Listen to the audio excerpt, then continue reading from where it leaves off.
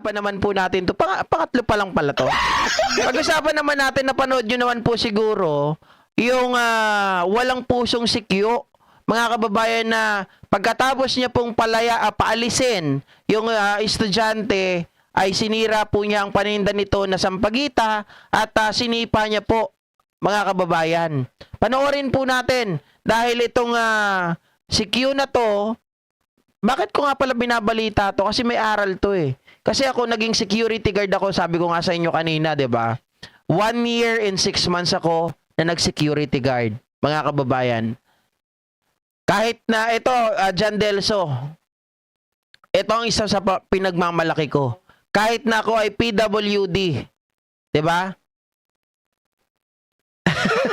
Ray, na-miss ko ang tawa mo, GP. Kahit na ako ay PWD, pinagmamalaki ako ng pamilya ko, pinagmamalaki ako ng mga taong kilala ko kasi lumaban ako ng patas. Sabi ko nga, nag-focus ako sa mga bagay na kaya kong gawin, hindi sa mga bagay na hindi ko kayang gawin.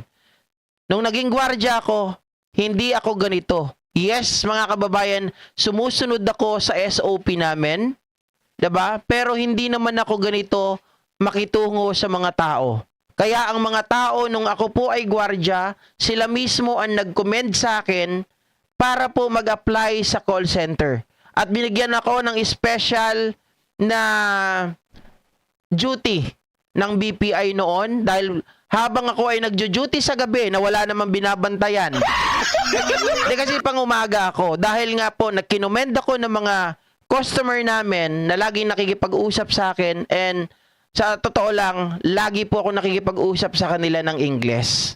'Di ba? Kaya ni-recommend po nila ako, nagbigay sila ng commendation letter sa aming boss, at yung boss namin ginawan ng paraan na makapag-duty ako sa gabi at sa umaga naman ay mag-aral po ako sa call center. Kumbaga mag-training. At yun nga po, mga kababayan, lumipas lamang ang ilang linggo, 2 linggo or 1 buwan ang inabot, ay nakapasok na po ako. Pero kakaiba po ang sitwasyon ng security guard na ito dahil walang puso, walang awa, hindi po makatao. At dapat lang, sa nangyari sa kanya ngayon, mga kababayan, ay binigyan po siya ng leksyon at pinarusahan, tinanggal sa trabaho. Biruin mo, sana ang isang gwardiya, bago gumawa ng aksyon, sana mga kababayan, pinag-iisipan muna nila. Una, minor. Sabihin natin, alam ko minor lamang ang batang ito na kanya pong sinipa at kanya pong inalisan ng hanap buhay. Pakinggan po natin. Mindanao. Pinaimbestigahan ng pulisya ang pagtaboy ng gwardiya sa isang batang sampagita vendor sa labas ng isang mall sa Mandaluyong. Umani ng reaksyon ang viral na tagpo, lalo ang akmang pagsipa at pagpigtas ng gwardya sa sampagitang dala ng babaeng naka-student uniform. Pinapahanap na ng DSWD ang babae habang ang security Manny guard Rosario, shout out. sinibak sa trabaho. Nakatutok si Chino Gaston. Usap-usapan online ang paghablot na ito ng isang gwardya sa mga panindang sampagita ng isang babae sa harap ng isang mall. Bago yan, nakaupo sa hagdan ng babae na tila bata at naka-uniformeng pang-estudyante. May kahon pa sa harap niya na may nakasulat na namamasko po. Nilapitan siya at may sinabi ang gwardya at itinuturo ang isa pang lalaking nagbebenta din ng sampagita. Pero Eto mga kababayan, eto kasi yung behind the scene na hindi sinabi dito. Kasi meron na, di ba, dati akong gwardiya, so marami akong kaibigan na mga 5'9". Di ba, si Francis Tesorero nanonood din dito, dati kong buddy sila, yung mga nasa BPI, mga kababayan. So nakakabalita ako, ito daw po ay nangyari sa Mega Mall. Ang kwento rito, umaambon, pinapalis yung mga bata. 'Di ba? Pinapalis yung mga bata. Dahil nga umaambon, ayaw nilang umalis.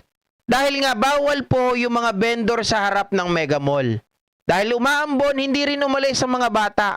Pero mga kababayan, sabihin natin na ayaw umalis ang mga bata, wala po tayong karapatan para sirain ang kanilang hanap buhay. Lagi po natin iisipin, tama ba ang gagawin natin? Tama ba yung aksyon na gagawin natin? Dahil dito hindi po ito makatao at hindi po ito, mga kababayan, 'di ba? Ang gwardiya ay para i-secure ang premises. Tama naman yun. Dahil ikaw ay sumusunod doon sa iyong boss. Kung sino yung boss niya, Mega Mall. Ang kautosan ng Mega Mall, bawal ang vendor sa harap. Pero mga kababayan, minsan ang isang bagay, 'di ba, kahit bawal, we can bend the rule. Hindi ko po sinasabi, Ma'am Leticia, Ma'am Iliucanan ka na masama yung mag-bend ng rule. Kung may rule dyan sa inyo na bawal ang vendor, sometimes, mga kababayan, dapat mo itong i-bend. Dapat mo itong baliwalain. Kung ibinibigay ng pagkakataon, depende sa sitwasyon. Ang sitwasyon ay umaambon, natural ang mga bata, hindi yan basta-basta aalis dahil wala silang sisilungan. 'Di ba? Sana intindihin po natin. Siguro hindi naman magagalit ang pamunuan ng SM Mega Mall kapag sinabi mo sa kanila, pasensya na po kayo ma'am kasi umuulan, kawawa naman yung mga bata. 'Di ba? Pero maya-maya pa, hinablot na nga nito ang bulaklak at sinira. May akmang pagsipa pa ang gwardya sa kanyang pananaboy. Ang babae naman inihampas sa gwardya ang kung anumang natira sa sampagita garland na hawak niya. Ang video kuha sa harap ng SM Mega Mall sa Mandaluyong. Wala ng mga sampagita vendor pero di Grabe. bababa sa apat Dito na ako gwardya. nasaktan eh. Tama po. Usap-usapan online. In every rule, there is always an exception. Norma nakasabog. Tama po yun. Ay ng paghablot na ito ng isang gwardya. Ayun o. 'Di ba mga kababayan, hinablot, tapos ang matindi nun, paghablot, kinuha, sinira yung sampagita. 'Di ba? Ikaw namumursyentuhan lang yung bata dyan. E di siya magbabayad nun. Ang matindi pa nito, mga ka-GP Natics, sinipa pa nung gwardya eh. Sinipa niya pa eh. Ayan o. Ng paghablot na ito ng isang gwardya Ayan, oh. sa mga Sinipa. panindang sampagita ng Diba? isang babae sa harap ng isang mall. Bago yan, nakaupo sa hagdan ng babae na tila bata at naka-uniforming pang-estudyante. May kahon pa sa harap niya na may nakasulat na namamasko po. Nilapitan siya at may sinabi ang gwardya at itinuturo ang isa pang lalaking nagbebenta din ng sampagita. Pero maya-maya pa, hinablot na nga nito ang bulaklak at sinira. May akmang pagsipa pa ang gwardya sa kanyang pananaboy. Ang Grabe. babae naman inihampas sa gwardya ang kung anumang natira. Ngayon, mga kababayan, sabi ng iba dito sa comment section, ay masama daw ugali ng bata. Kasi bakit daw ganun ang inasal? Hindi natin masisi yung bata. Kasi yung kanyang paninda ay sinira.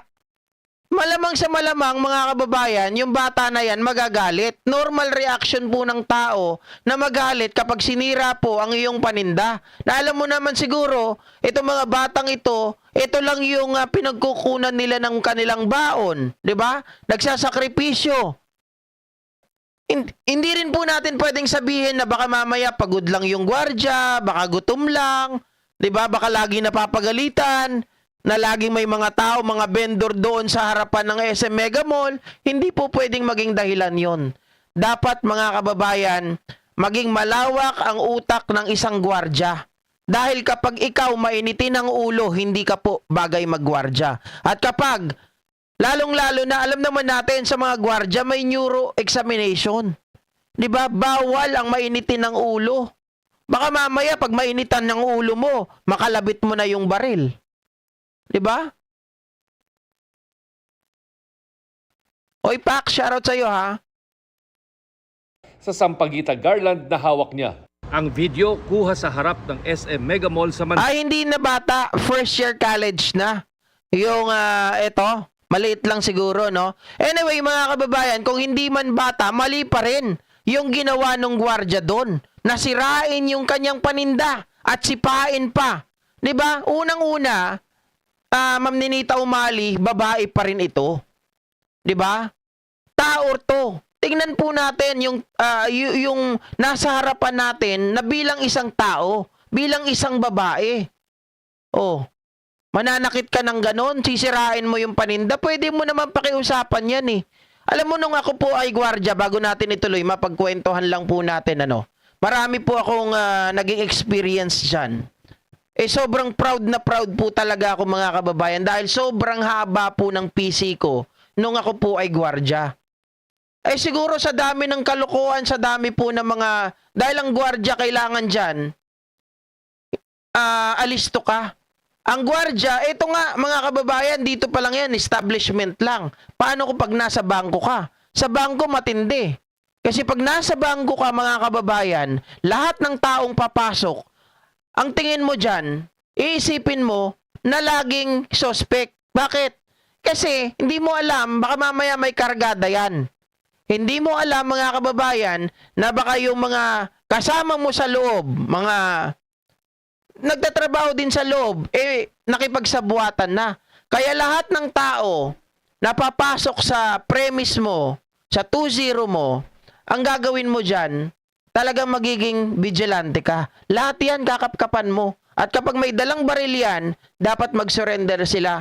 10 meters ata, kung di ako nagkakamali. Sasabihin na nila na meron silang kargada. 'Di ba?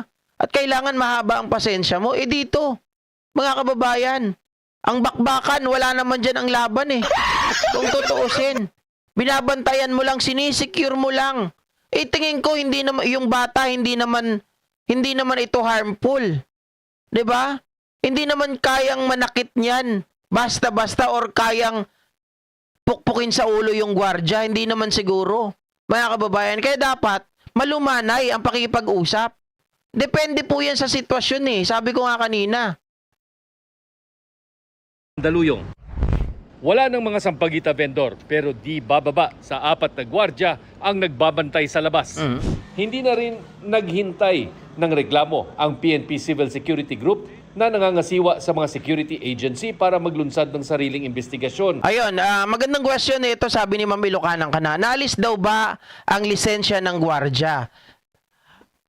Sa pagkakaalam ko ngayon, tinanggal na po itong gwardiya bilang gwardiya ng SM Mega Mall. At syempre, mga kababayan, kung sa tanong kung tinanggalan ng lisensya yung gwardiya, depende pa po yan sa magiging tawag dito, sa pag-iimbestiga po ng Civil Security Group. Iimbestigahan po nila kung ano yung mga grounds, mga pagkakamali.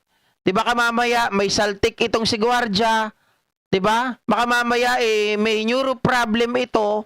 So depende sa kanilang gagawin. Kasi ang pagre-revoke naman ng lisensya ng gwardiya ay hindi rin basta-basta. Kung hindi po sobrang bigat. Kung ito ay minor lang, pwedeng ito ay ma-disciplinary action lang. Ang pwedeng mangyari dito ay hindi po ito makakuha ng duty ng mga ilang buwan. Pwedeng ganyan. So depende po sa magiging aksyon at depende sa magiging kahihinatnan ng investigasyon ng Civil Security Group at the same time mga kababayan ng ating mga kapulisan din. Pag ang kapulisan nag-imbestiga at mayroong nakita silang talagang mabigat-bigat na ground, pwede nilang kausapin ang Civil Security Group, mga kababayan, at yung nakalimutan ko yung humahawak sa mga gwardiya, pwede po nilang ipa-revoke ang lisensya ng gwardiya na ito. Kausapin yung agency, di ba? At tuluyan na pong akuhanan o i-revoke ang lisensya ng gwardiya. Bukod sa paglabag sa mga patakaran at standards ng security agencies, posibleng nalabag din ng gwardiya ang Anti-Child Abuse Law o RA 7610. Kabilang sa child abuse, ang psychological, physical at emotional maltreatment o anumang asal na minamaliit o niyuyurakan ang dignidad at dangal ng mga bata. At sakaling hindi na ito menor de edad, gaya ng espekulasyon sa ilang online post, may mali pa rin umano ang gwardiya. Meron po tayong possible na violation ng Private Security Professionals Creed, violation ng Code of Ethical Standard. Pinapahanap na rin ng Social Welfare Department ang babae at tila kasama niyang lalaking vendor para mabigyan daw ng psychosocial support.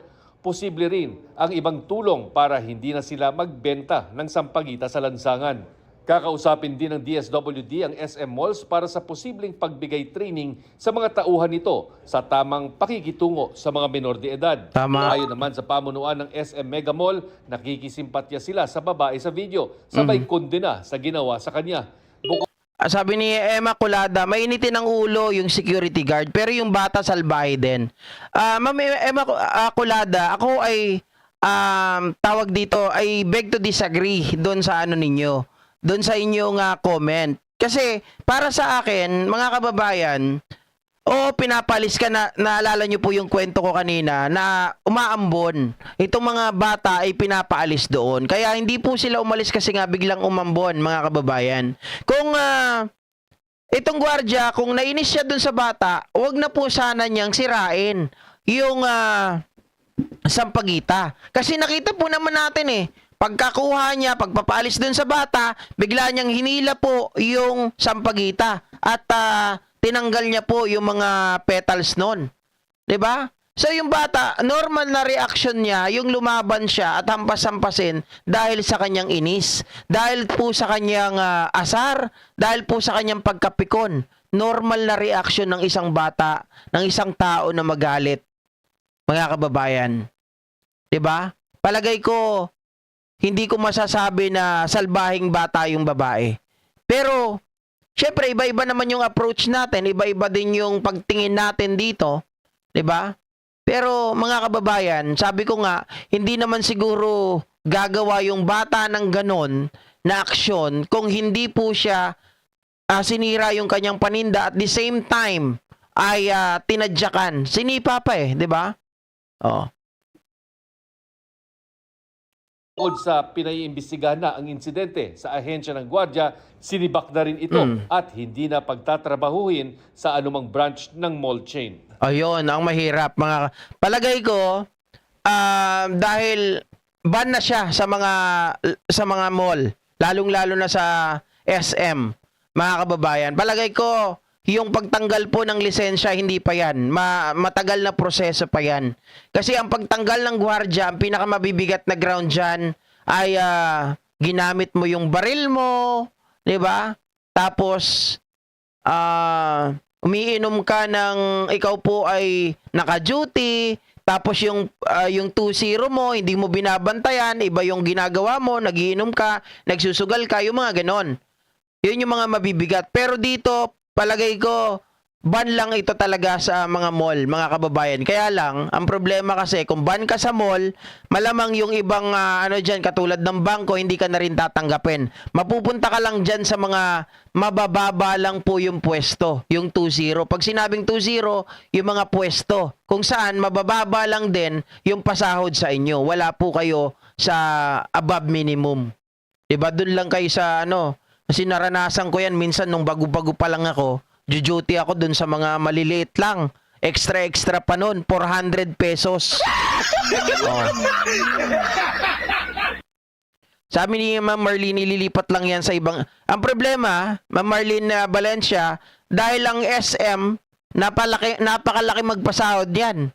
'Di ba? Ang benepisyo ganun din, maganda. Pero kapag nilipat ka ng ibang establishment, makukuha mo pa ba yung magandang sahod? Kasi meron talagang mga tawag dito, may mga nakukuha yan sila na mabababa lang magpasahod. 'Di ba? Alright. So ayan. Buti na lang.